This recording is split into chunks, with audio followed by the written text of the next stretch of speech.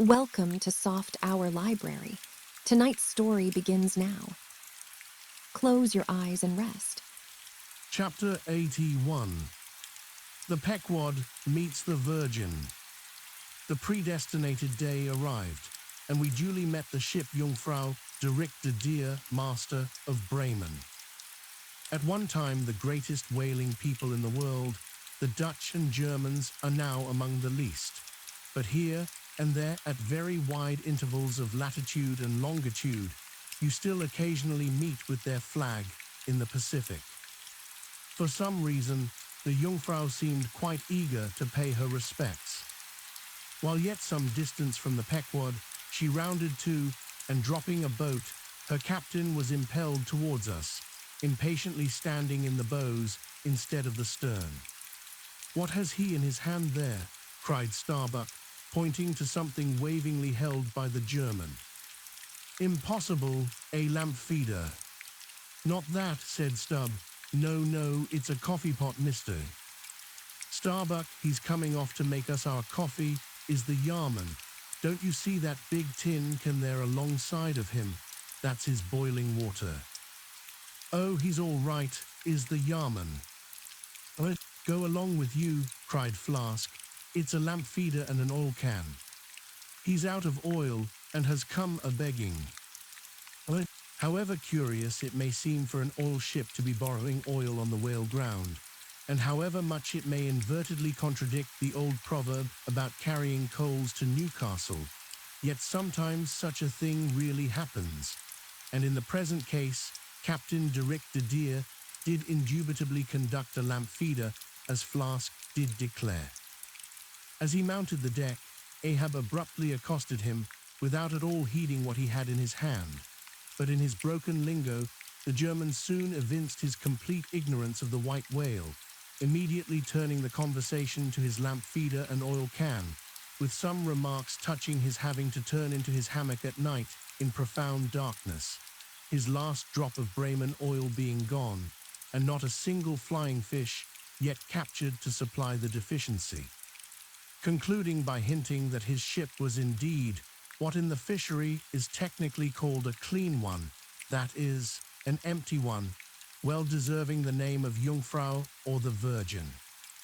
His necessities supplied, Dirk departed, but he had not gained his ship's side when whales were almost simultaneously raised from the mastheads of both vessels, and so eager for the chase was Dirk that without pausing to put his oil can and lamp feeder aboard, he slewed round his boat and made after the Leviathan lamp feeders. Now the game having risen to leeward, he and the other 3 German boats that soon followed him had considerably the start of the Pequod's keels. There were 8 whales, an average pod.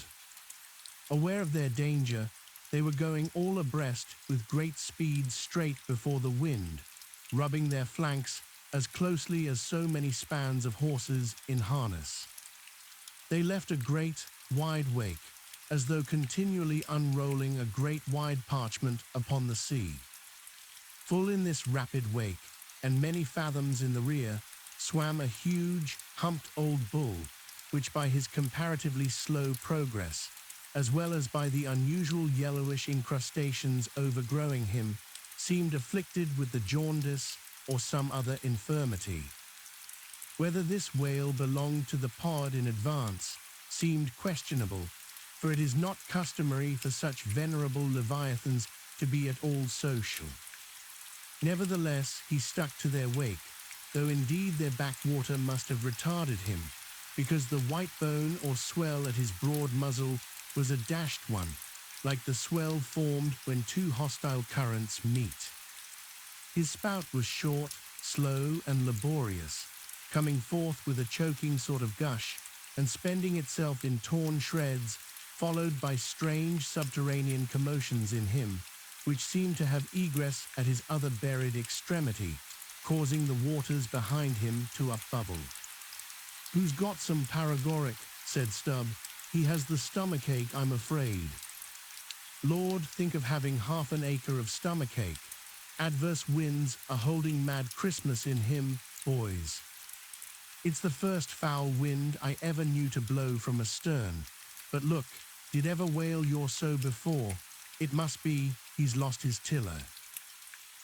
As an overladen Indiaman bearing down the Hindustan coast with a deck load of frightened horses, careens, berries, rolls, and wallows on her way, so did this old whale heave his aged bulk, and now and then partly turning over on his cumbrous ribends, expose the cause of his devious wake in the unnatural stump of his starboard fin. Whether he had lost that fin in battle or had been born without it, it were hard to say. Only wait a bit, old chap, and I'll give ye a sling for that wounded arm, cried cruel Flask, pointing to the whale line near him. Mind he don't sling thee with it, cried Starbuck. Give way, or the German will have him. With one intent, all the combined rival boats were pointed for this one fish, because not only was he the largest, and therefore the most valuable whale, but he was nearest to them, and the other whales were going with such great velocity, moreover, as almost to defy pursuit for the time. At this juncture, the Pequod's keels had shot by the 3 German boats last lowered, but from the great start he had had, de Rick's boat still led the chase, though every moment neared by his foreign rivals. The only thing they feared was that from being already so nigh to his mark, he would be enabled to dart his iron before they could completely overtake and pass him. As for de Rick, he seemed quite confident that this would be the case, and occasionally with a deriding gesture shook his lamp feeder at the other boats. The ungracious and ungrateful dog, cried Starbuck. He mocks and dares me with the very poor box I filled for him not 5 minutes ago. Then, in his old intense whisper, give way, greyhounds, dog to it. I tell ye what it is, men, cried Stubb to his crew, it's against my religion to get mad, but I'd like to eat that villainous Yarman, pull won't ye? Are ye going to let that rascal beat ye? Do ye love brandy? A hogshead of brandy, then, to the best man. Come, why don't some of ye burst a blood vessel? Who's that been dropping an anchor overboard? We don't budge an inch, we're becalmed. Halloo, here's grass growing in the boat's bottom, and by the Lord, the mast there's budding. This won't do, boys. Look at that yarman. The short and long of it is, men, will ye spit fire or not? Oh, see the suds he makes, cried Flask, dancing up and down. What a hump, oh, do pile on the beef, lays like a log. Oh, my lads, do spring slapjacks and quahogs for supper, you know, my lads, baked clams and muffins, oh, do spring. He's 100-barreler, don't lose him now, don't, oh, don't. See that yarman, oh, won't ye pull for your duff, my lads, such a sog, such a sogger, don't ye love sperm? There goes $3,000, men, a bank, a whole bank. The Bank of England, oh, do, what's that yarman about now?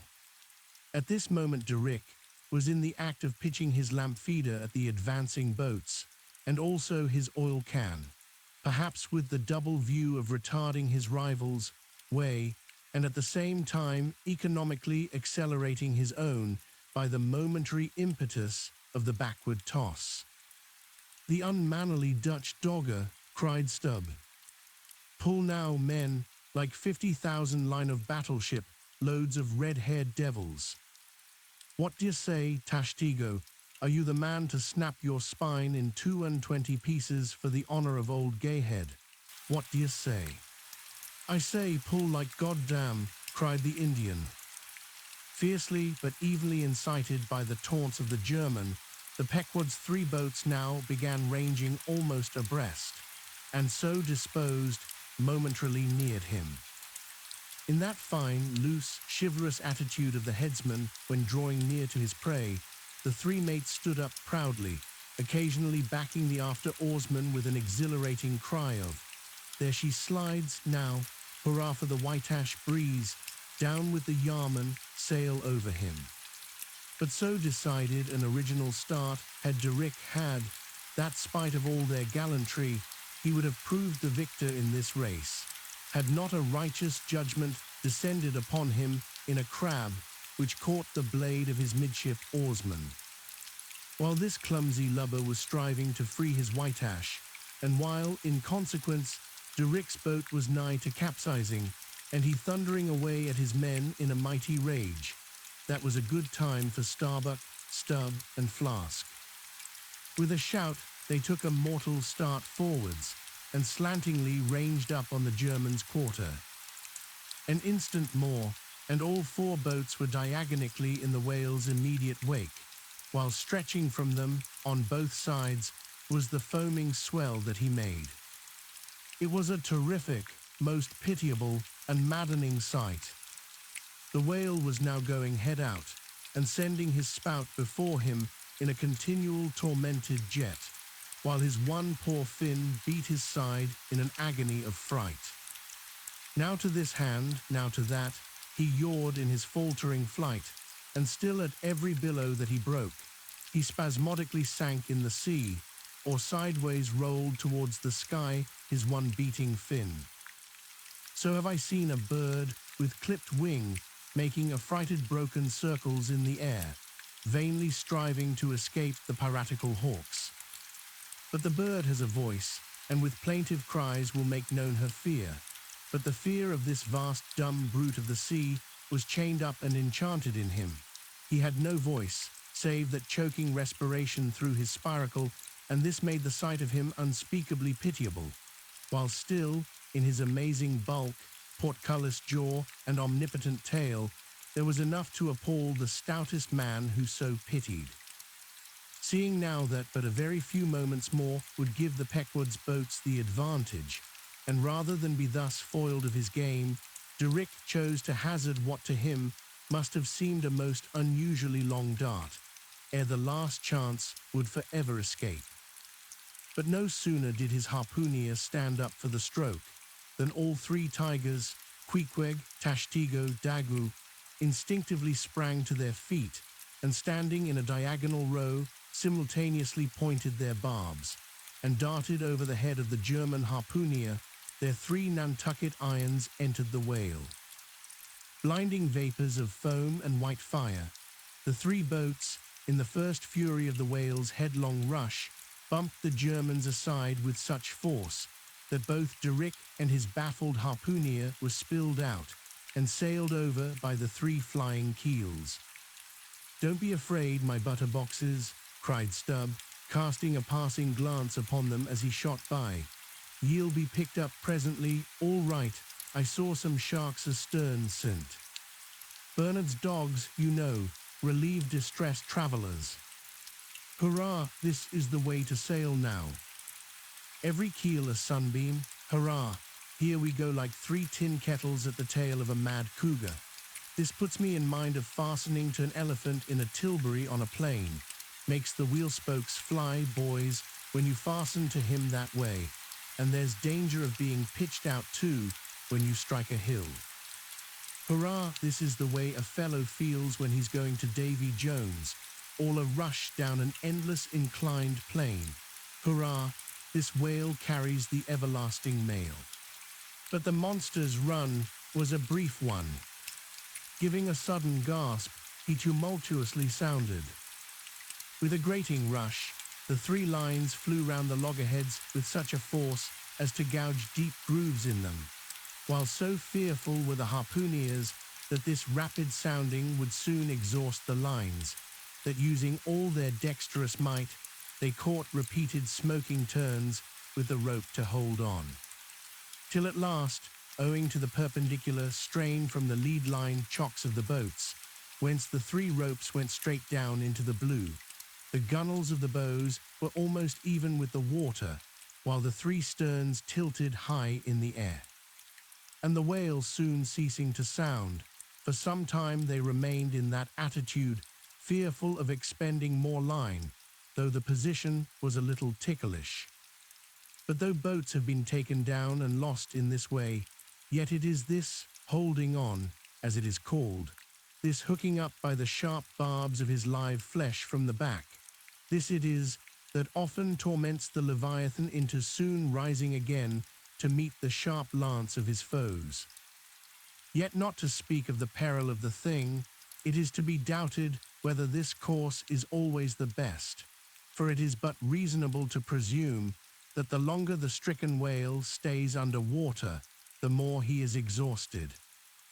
Because, owing to the enormous surface of him, in a full-grown sperm whale something less than 2,000 square feet, the pressure of the water is immense.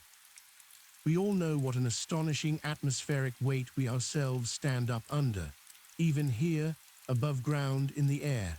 How vast, then, the burden of a whale, bearing on his back a column of 200 fathoms of ocean. It must at least equal the weight of 50 atmospheres. One whaleman has estimated it at the weight of 20 line-of-battle ships, with all their guns and stores and men on board. As the three boats lay there on that gently rolling sea, gazing down into its eternal blue noon, and as not a single groan or cry of any sort, nay, not so much as a ripple or a bubble came up from its depths, what landsman would have thought that beneath all that silence and placidity, the utmost monster of the seas was writhing and wrenching in agony. Not 8 inches of perpendicular rope were visible at the bows. Seems it credible that by 3 such thin threads the great Leviathan was suspended, like the big weight, to an 8-day clock. Suspended, and to what? To 3 bits of board. Is this the creature of whom it was once so triumphantly said, "Canst thou fill his skin with barbed irons, or his head with fish spears? The sword of him that layeth at him cannot hold the spear, the dart, nor the habergeon. He esteemeth iron as straw. The arrow cannot make him flee. Darts are counted as stubble. He laugheth at the shaking of a spear. This the creature, this he. Oh, that unfulfillments should follow the prophets.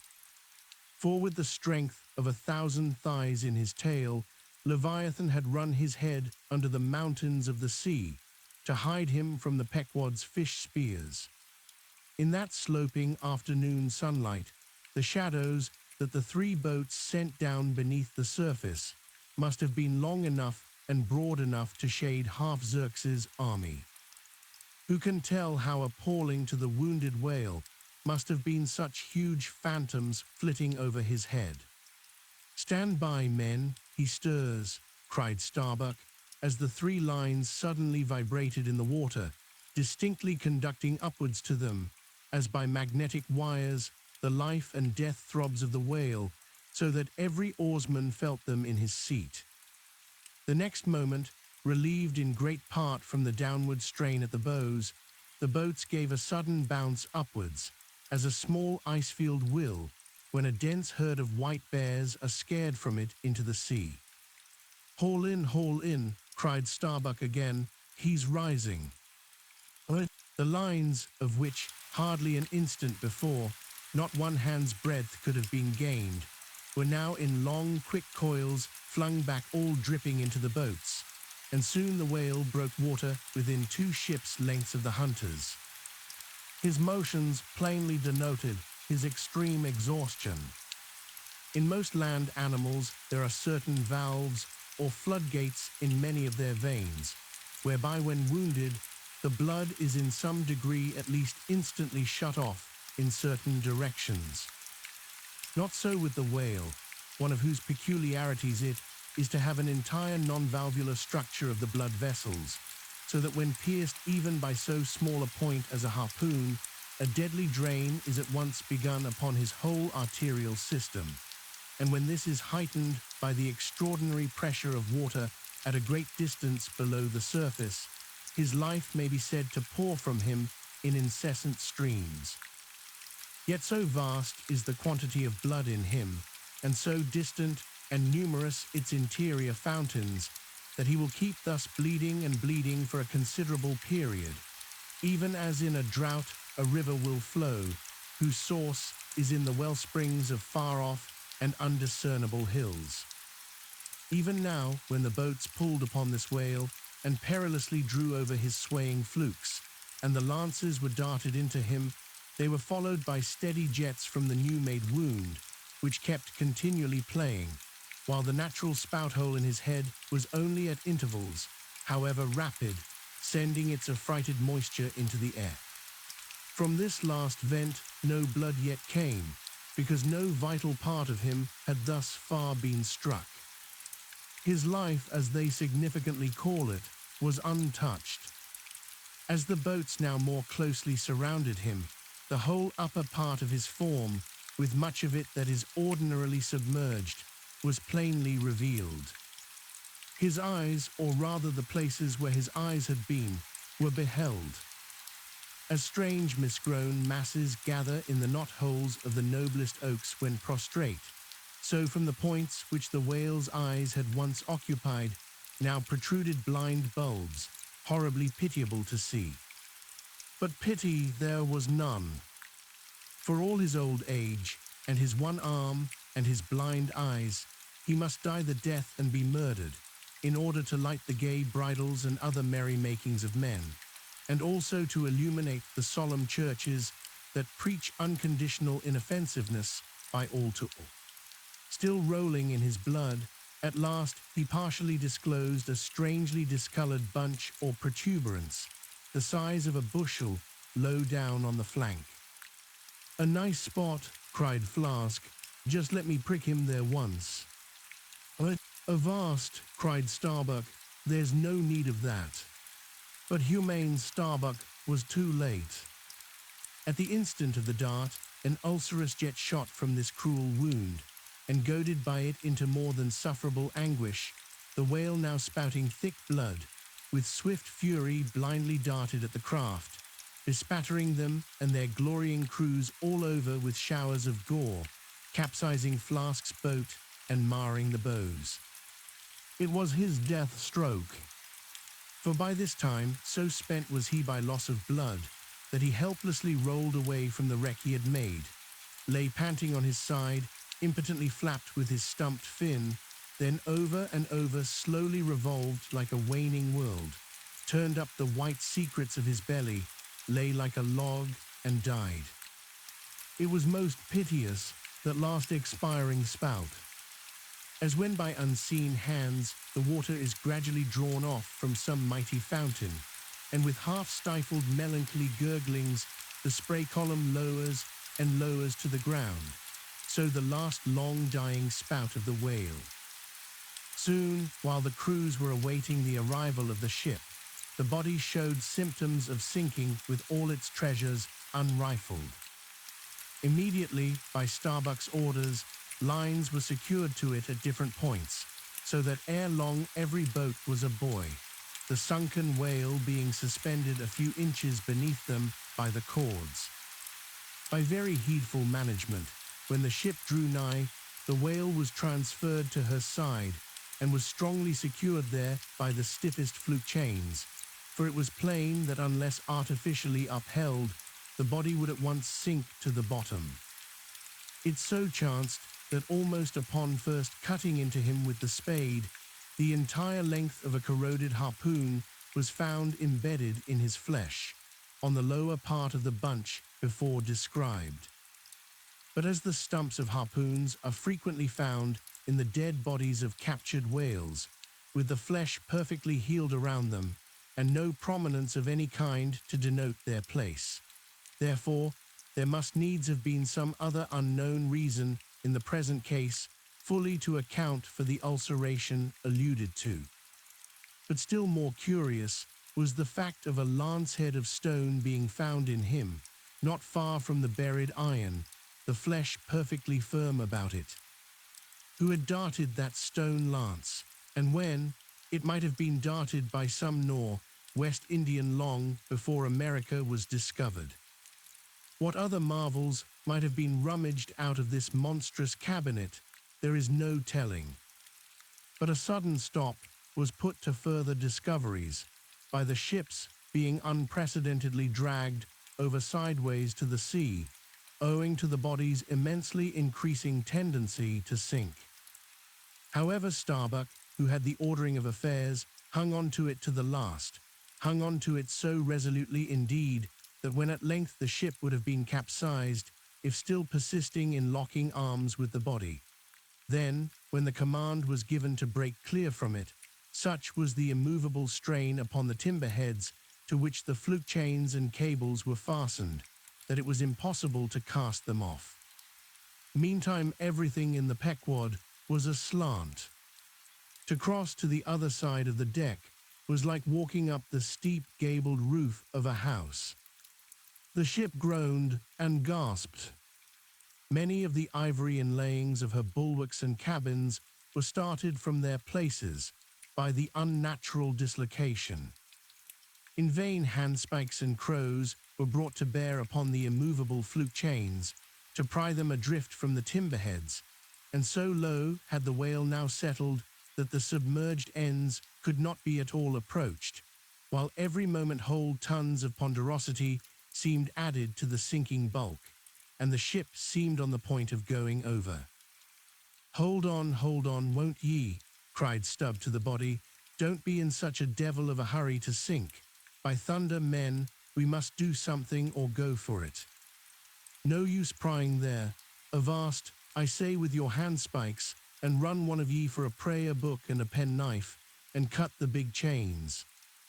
"A knife, aye," cried Queequeg, and seizing the carpenter's heavy hatchet, he leaned out of a porthole and, steel to iron, began slashing at the largest fluke chains. But a few strokes, full of sparks, were given, when the exceeding strain affected the rest. With a terrific snap, every fastening went adrift. The ship righted, the carcase sank. Now this occasional inevitable sinking of the recently killed sperm whale is a very curious thing, nor has any fisherman yet adequately accounted for it. Usually the dead sperm whale floats with great buoyancy, with its side or belly considerably elevated above the surface. If the only whales that thus sank were old, meagre, and broken-hearted creatures, their pads of lard diminished, and all their bones heavy and rheumatic, then you might with some reason assert that this sinking is caused by an uncommon specific gravity in the fish so sinking, consequent upon this absence of buoyant matter in him. But it is not so. For young whales in the highest health, and swelling with noble aspirations, prematurely cut off in the warm flush and May of life, with all their panting lard about them, even these brawny, buoyant heroes do sometimes sink. Be it said, however, that the sperm whale is far less liable to this accident than any other species. Where one of that sort go down, 20 right whales do. This difference in the species is no doubt imputable in no small degree to the greater quantity of bone in the right whale, his Venetian blinds alone sometimes weighing more than a ton. From this encumbrance, the sperm whale is wholly free. But there are instances where, after the lapse of many hours or several days, the sunken whale again rises, more buoyant than in life. But the reason of this is obvious. Gases are generated in him, he swells to a prodigious magnitude, becomes a sort of animal balloon. A line-of-battle ship could hardly keep him under then. In the shore whaling, on soundings, among the bays of New Zealand, when a right whale gives token of sinking, they fasten buoys to him with plenty of rope, so that when the body has gone down, they know where to look for it when it shall have ascended again. It was not long after the sinking of the body that a cry was heard from the Pequod's mastheads, announcing that the Jungfrau was again lowering her boats, though the only spout in sight was that of a finback belonging to the species of uncapturable whales because of its incredible power of swimming. Nevertheless, the finback's spout is so similar to the sperm whale, that by unskillful fishermen it is often mistaken for it. And consequently de Rick and all his host were now in valiant chase of this unnearable brute. The Virgin crowding all sail, made after her 4 young keels, and thus they all disappeared far to leeward, still in bold, hopeful chase. Oh, many are the finbacks, and many are the de Ricks, my friend. Chapter 82. The Honor and Glory of Whaling. There are some enterprises in which a careful disorderliness is the true method. The more I dive into this matter of whaling and push my researches up to the very springhead of it, so much the more am I impressed with its great honorableness and antiquity, and especially when I find so many great demigods and heroes, prophets of all sorts, who one way or other have shed distinction upon it. I am transporting with the reflection that I myself belong, though but subordinately, to so emblazoned a fraternity. The gallant Perseus, a son of Jupiter, was the first whaleman, and to the eternal honor of our calling be it said that the first whale attacked by our brotherhood was not killed with any sordid intent. Those were the knightly days of our profession, when we only bore arms to succor the distressed and not to fill men's lamp feeders.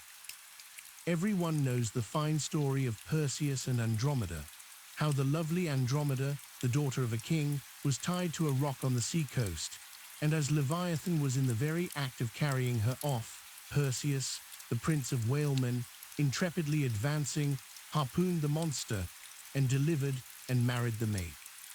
It was an admirable artistic exploit, rarely achieved by the best harpooneers of the present day, inasmuch as this Leviathan was slain at the very first dart. And let no man doubt this archite story, for in the ancient Joppa, now Jaffa, on the Syrian coast, in one of the pagan temples, there stood for many ages the vast skeleton of a whale, which the city's legends and all the inhabitants asserted to be the identical bones of the monster that Perseus slew. When the Romans took Joppa, the same skeleton was carried to Italy in triumph. What seems most singular and suggestively important in this story is this: it was from Joppa that Jonah set sail. Akin to the adventure of Perseus and Andromeda, indeed, by some supposed to be indirectly derived from it, is that famous story of St. George and the dragon, which dragon I maintain to have been a whale, for in many old chronicles whales and dragons are strangely jumbled together and often stand for each other. Thou art as a lion of the waters, and as a dragon of the sea, saith Ezekiel, hereby plainly meaning a whale. In truth, some versions of the Bible use that word itself. Besides, it would much subtract from the glory of the exploit had St. George but encountered a crawling reptile of the land, instead of doing battle with the great monster of the deep. Any man may kill a snake, but only a Perseus a St. George a coffin have the heart in them to march boldly up to a whale. Let not the modern paintings of this scene mislead us, for though the creature encountered by that valiant whaleman of old is vaguely represented of a griffin-like shape, and though the battle is depicted on land and the saint on horseback, yet considering the great ignorance of those times, when the true form of the whale was unknown to artists, and considering that as in Perseus' case, St. George's whale might have crawled up out of the sea on the beach, and considering that the animal ridden by St. George might have been only a large seal or seahorse, bearing all this in mind, it will not appear altogether incompatible with the sacred legend and the ancientest drafts of the scene, to hold this so-called dragon no other than the great Leviathan himself. In fact, placed before the strict and piercing truth, this whole story will fare like that fish, flesh, and foul idol of the Philistines, Dagon by name, who being planted before the ark of Israel, his horse's head and both the palms of his hands fell off from him, and only the stump or fishy part of him remained. Thus then one of our own noble stamp, even a whaleman, is the tutelary guardian of England, and by good rights we harpooneers of Nantucket should be enrolled in the most noble order of St. George. And therefore let not the knights of that honourable company, none of whom, I venture to say, have ever had to do with a whale like their great patron, let them never eye a Nantucketer with disdain, since even in our woolen frocks and tarred trousers we are much better entitled to St. George's decoration than they. Whether to admit Hercules among us or not, concerning this I long remain dubious, for though according to the Greek mythologies, that antique Crockett and Kit Carson, that brawny doer of rejoicing good deeds, was swallowed down and thrown up by a whale, still, whether that strictly makes a whaleman of him, that might be mooted. It nowhere appears that he ever actually harpooned his fish, unless, indeed, from the inside. Nevertheless, he may be deemed a sort of involuntary whaleman. At any rate, the whale caught him, if he did not the whale. I claim him for one of our clans. But by the best contradictory authorities, this Grecian story of Hercules and the whale is considered to be derived from the still more ancient Hebrew story of Jonah and the whale, and vice versa. Certainly, they are very similar.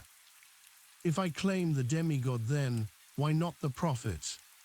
Nor do heroes, saints, demigods and prophets alone comprise the whole roll of our order. Our Grand Master is still to be named, for like royal kings of old times, we find the headwaters of our fraternity in nothing short of the great gods themselves.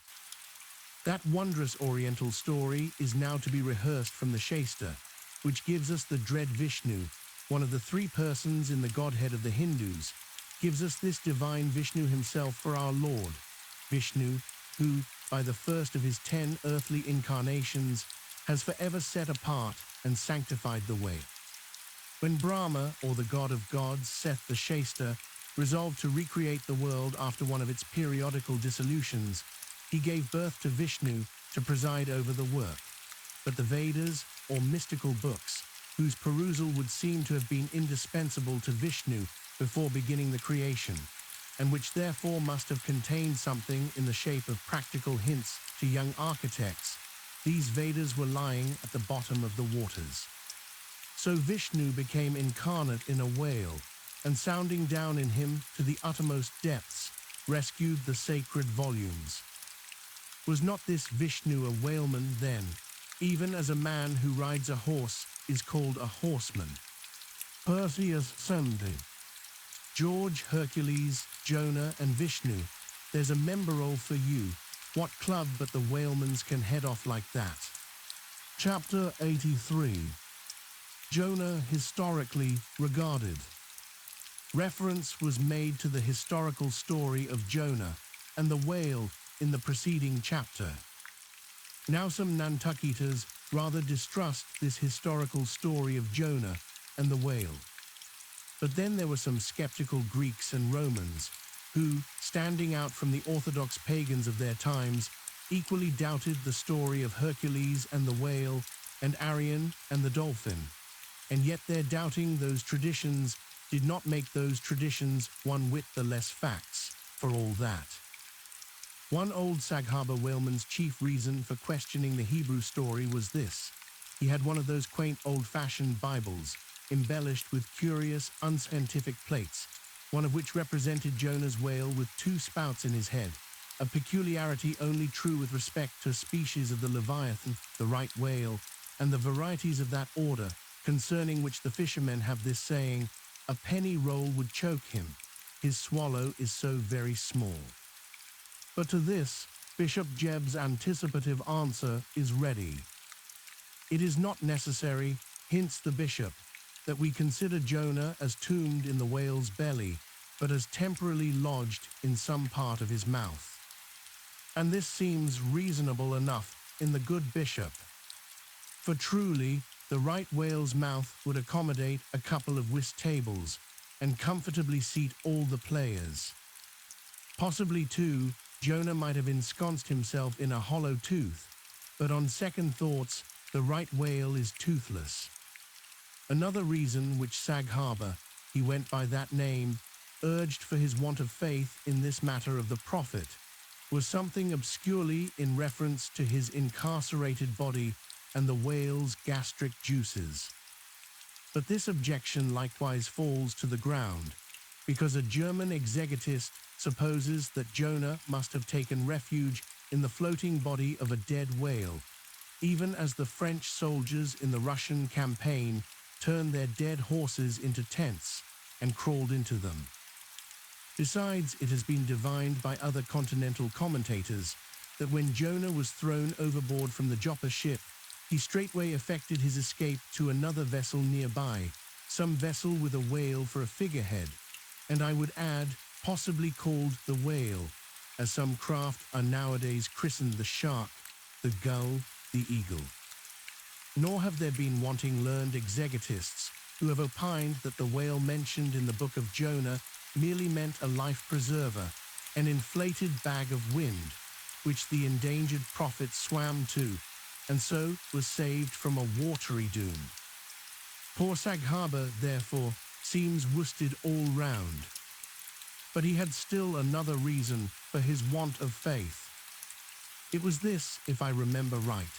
Jonah was swallowed by the whale in the Mediterranean Sea, and after 3 days he was vomited up somewhere within 3 days' journey of Nineveh, a city on the Tigris, very much more than 3 days' journey across from the nearest point of the Mediterranean coast. How is that? But was there no other way for the whale to land the prophet within that short distance of Nineveh? Yes. He might have carried him round by the way of the Cape of Good Hope. But not to speak of the passage through the whole length of the Mediterranean, and another passage up the Persian Gulf and Red Sea, such a supposition would involve the complete circumnavigation of all Africa in 3 days, not to speak of the Tigris waters near the site of Nineveh being too shallow for any whale to swim in. Besides, this idea of Jonah's weathering the Cape of Good Hope at so early a day would wrest the honor of the discovery of that great headland from Bartholomew Dyers, its reputed discoverer, and so make modern history a liar. But all these foolish arguments of old Saghaba only evinced his foolish pride of reason, a thing still more reprehensible in him, seeing that he had but little learning except what he had picked up from the sun and the sea. I say it only shows his foolish, impious pride and abominable devilish rebellion against the reverend clergy. For by a Portuguese Catholic priest, this very idea of Jonah's going to Nineveh via the Cape of Good Hope was advanced as a signal magnification of the general miracle. And so it was. Besides, to this day, the highly enlightened Turks devoutly believe in the historical story of Jonah. And some 3 centuries ago, an English traveller in Old Harris's Voyages speaks of a Turkish mosque built in honor of Jonah, in which mosque was a miraculous lamp that burnt without any oil. Chapter 84. Pitchpulling. To make them run easily and swiftly, the axles of carriages are anointed, and for much the same purpose, some whalers perform an analogous operation upon their boat. They grease the bottom. Nor is it to be doubted that as such a procedure can do no harm, it may possibly be of no contemptible advantage, considering that oil and water are hostile, that oil is a sliding thing, and that the object in view is to make the boat slide bravely. Queequeg believed strongly in anointing his boat, and one morning not long after the German ship Jungfrau disappeared, took more than customary pains in that occupation, crawling under its bottom, where it hung over the side, and rubbing in the unctuousness as though diligently seeking to ensure a crop of hair from the craft's bald keel. He seemed to be working in obedience to some particular presentiment. Nor did it remain unwarranted by the event. Towards noon whales were raised, but so soon as the ship sailed down to them, they turned and fled with swift precipitancy, a disordered flight as of Cleopatra's barges from Actium. Nevertheless, the boats pursued, and Stub S was foremost. By great exertion, Tashtego at last succeeded in planting one iron, but the stricken whale, without at all sounding, still continued his horizontal flight with added fleetness. Such unintermitted strainings upon the planted iron must sooner or later inevitably extract it. It became imperative to lance the flying whale, or be content to lose him. But to haul the boat up to his flank was impossible. He swam so fast and furious. What then remained?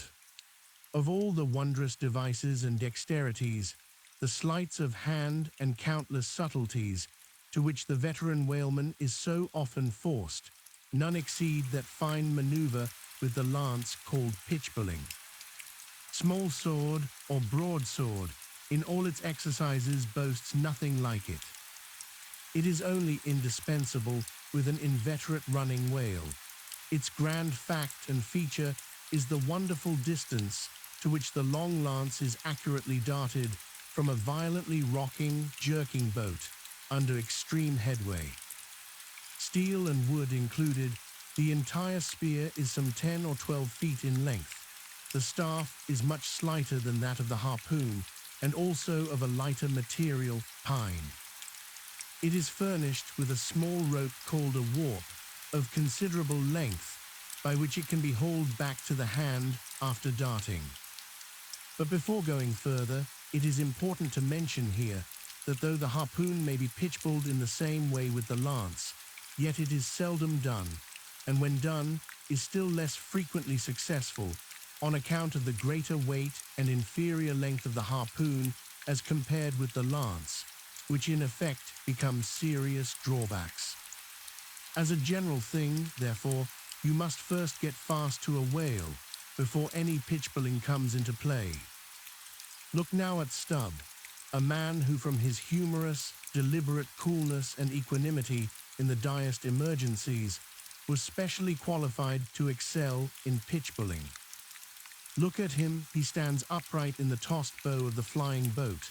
Wrapped in fleecy foam, the towing whale is 40 feet ahead. Handling the long lance lightly, glancing twice or thrice along its length to see if it be exactly straight, Stubb whistlingly gathers up the coil of the warp in one hand, so as to secure its free end in his grasp, leaving the rest unobstructed. Then holding the lance full before his waistband's middle, he levels it at the whale. When covering him with it, he steadily depresses the butt end in his hand, thereby elevating the point till the weapon stands fairly balanced upon his palm, 15 feet in the air. He minds you somewhat of a juggler, balancing a long staff on his chin. Next moment, with a rapid, nameless impulse, in a superb lofty arch, the bright steel spans the foaming distance and quivers in the life spot of the whale. Instead of sparkling water, he now spouts red blood. That drove the spigot out of him, cried Stubb. Tease July's immortal forth, all fountains must run wine today. Would now it were Old Orleans whiskey, or Old Ohio, or unspeakable Old Monongahela. Then Tashtigo, lad, I'd have ye hold a cannikin to the jet, and we'd drink round it. Yea, verily, hearts alive, we'd brew choice punch in the spread of his spout hole there, and from that live punch bowl quaff the living stuff. But again and again, to such gamesome talk, the dexterous dart is repeated, the spear returning to its master like a greyhound held in skillful leash. The agonized whale goes into his flurry, the tow line is slackened, and the pitchbuller dropping astern folds his hands and mutely watches the monster die. Chapter 85. The Fountain. That for 6,000 years, and no one knows how many millions of ages before, the great whale should have been spouting all over the sea, and sprinkling and mystifying the gardens of the deep, as with so many sprinkling or mystifying pots, and that for some centuries back, thousands of hunters should have been close by the fountain of the whale, watching these sprinklings and spoutings, that all this should be, and yet, that down to this blessed minute, 15¼ minutes past 1 o'clock p.m. of this 16th day of December, A.D. 1851, it should still remain a problem whether these spoutings are, after all, really water or nothing but vapor. This is surely a noteworthy thing. Let us then look at this matter, along with some interesting items contingent. Everyone knows that by the peculiar cunning of their gills, the finny tribes in general breathe the air which at all times is combined with the element in which they swim. Hence, a herring or a cod might live a century and never once raise its head above the surface. But owing to his marked internal structure, which gives him regular lungs, like a human being's, the whale can only live by inhaling the disengaged air in the open atmosphere. Wherefore the necessity for his periodical visits to the upper world. But he cannot in any degree breathe through his mouth, for in his ordinary attitude, the sperm whale's mouth is buried at least 8 feet beneath the surface, and what is still more, his windpipe has no connection with his mouth. No, he breathes through his spiracle alone, and this is on the top of his head. If I say that in any creature breathing is only a function indispensable to vitality, inasmuch as it withdraws from the air a certain element, which being subsequently brought into contact with the blood imparts to the blood its vivifying principle, I do not think I shall err, though I may possibly use some superfluous scientific words.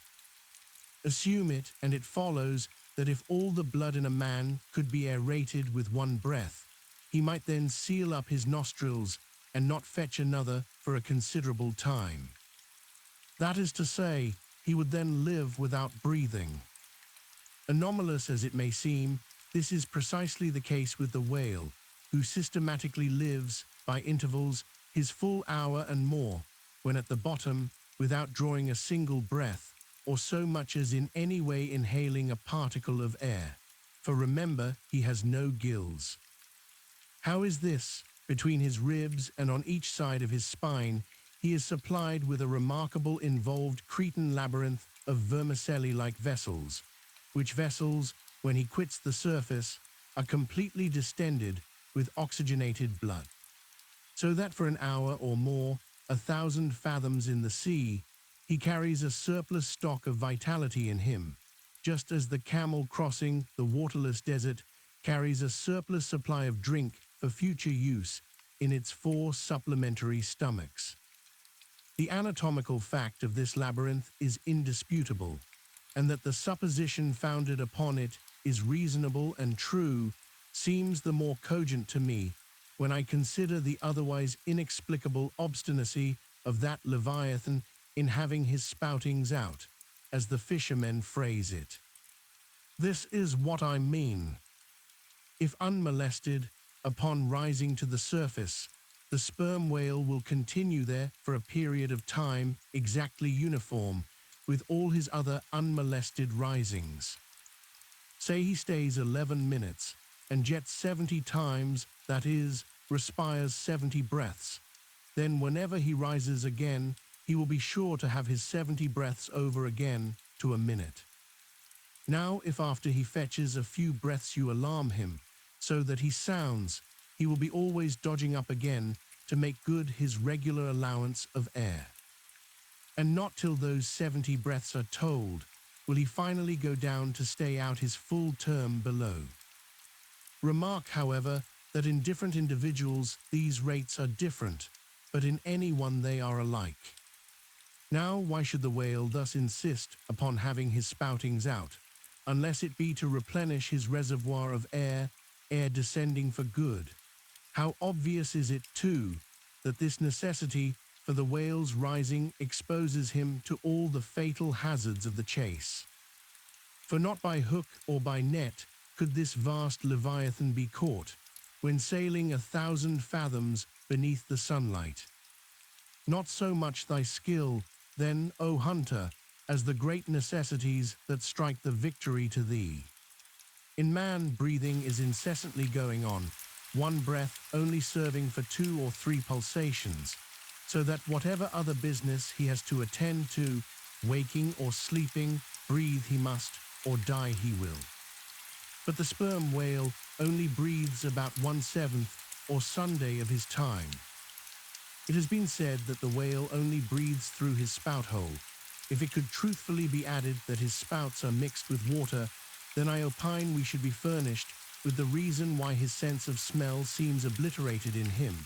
For the only thing about him that at all answers to his nose is that identical spout hole, and being so clogged with two elements, it could not be expected to have the power of smelling. But owing to the mystery of the spout, whether it be water or whether it be vapor, no absolute certainty can as yet be arrived at on this head. Sure it is, nevertheless, that the sperm whale has no proper olfactories. But what does he want of them? No roses, no violets, no cologne water in the sea.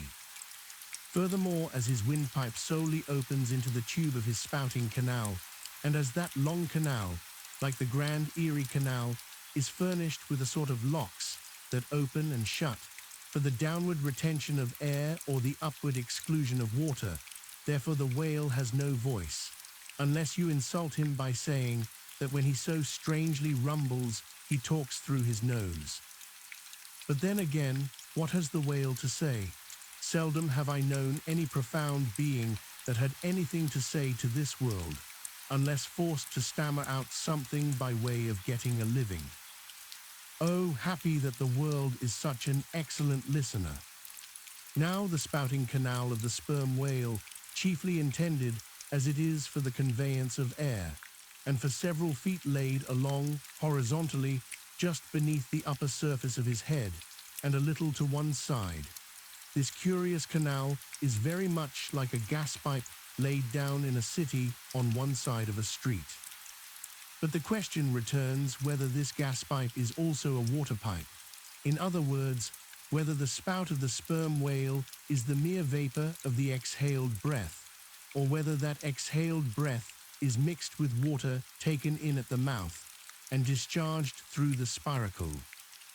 It is certain that the mouth indirectly communicates with the spouting canal, but it cannot be proved that this is for the purpose of discharging water through the spiracle, because the greatest necessity for so doing would seem to be when in feeding he accidentally takes in water. But the sperm whale's food is far beneath the surface, and there he cannot spout even if he would.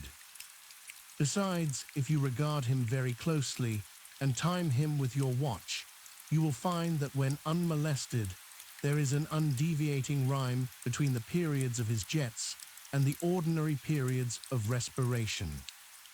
But why pester one with all this reasoning on the subject? Speak out. You have seen him spout. Then declare what the spout is. Can you not tell water from air?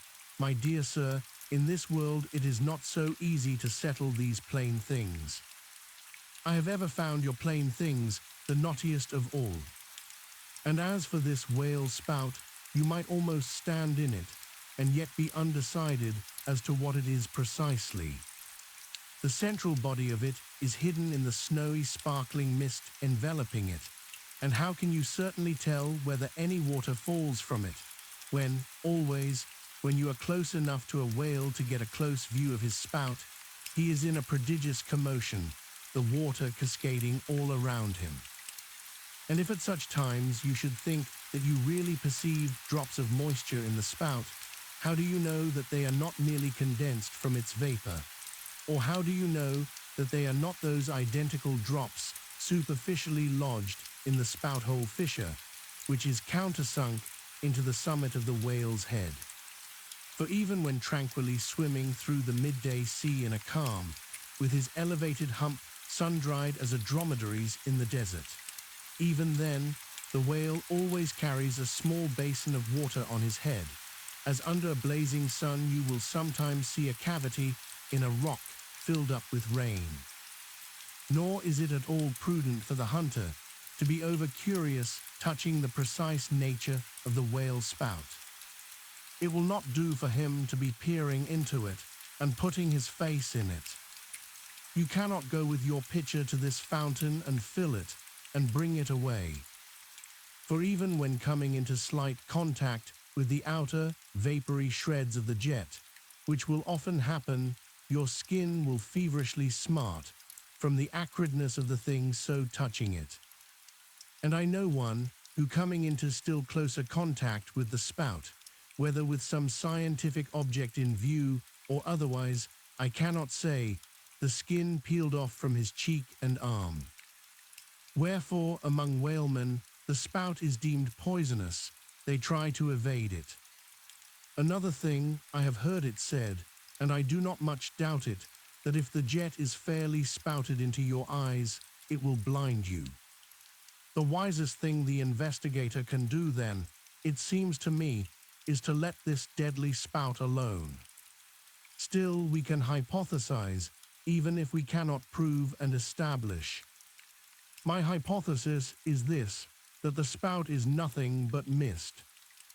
And besides other reasons, to this conclusion I am impelled by considerations touching the great inherent dignity and sublimity of the sperm whale. I account him no common, shallow being, inasmuch as it is an undisputed fact that he is never found on soundings or near shores. All other whales sometimes are. He is both ponderous and profound. And I am convinced that from the heads of all ponderous, profound beings, such as Plato, Pyrrho, the devil, Jupiter, Dante, and so on, there always goes up a certain semi-visible steam, while in the act of thinking deep thoughts. While composing a little treatise on eternity, I had the curiosity to place a mirror before me, and ere long saw reflected there a curious involved worming and undulation in the atmosphere over my head. The invariable moisture of my hair, while plunged in deep thought, after 6 cups of hot tea in my thin shingled attic of an August noon, this seems an additional argument for the above supposition. And how nobly it raises our conceit of the mighty, misty monster, to behold him solemnly sailing through a calm tropical sea, his vast, mild head overhung by a canopy of vapor engendered by his incommunicable contemplations, and that vapor, as you will sometimes see it, glorified by a rainbow, as if heaven itself had put its seal upon his thoughts. For, d'ye see, rainbows do not visit the clear air, they only irradiate vapor. And so, through all the thick mists of the dim doubts in my mind, divine intuitions now and then shoot, enkindling my fog with a heavenly ray. And for this I thank God, for all have doubts, many deny, but doubts or denials few along with them have intuitions. Doubts of all things earthly, and intuitions of some things heavenly. This combination makes neither believer nor infidel, but makes a man who regards them both with equal eye.